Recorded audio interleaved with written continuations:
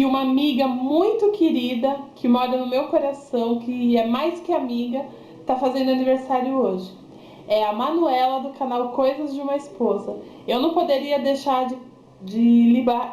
eu não poderia deixar de lhe parabenizar por esse dia, amiga, para mostrar para você o quanto você é importante para mim e para minha família, que você se tornou assim parte da nossa família, amigos que a gente conquistou por causa do YouTube e assim, não teria como deixar passar em branco esse momento.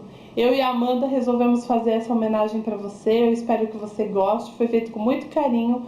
Eu desejo que todos os seus sonhos se realizem, que Deus lhe abençoe muito, que você seja cada vez mais essa mulher maravilhosa, que Deus lhe capacite cada vez mais no seu canal, que você sempre esteja lá para a gente estar acompanhando você e que seu canal cresça e cresça muito.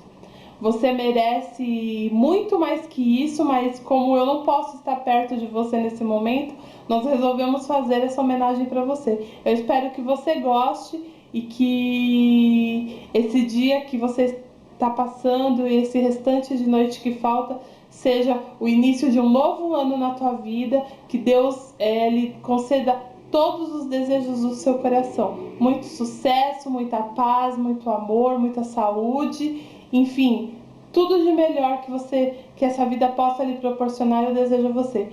Eu te amo, minha amiga. Um grande abraço. Tchau.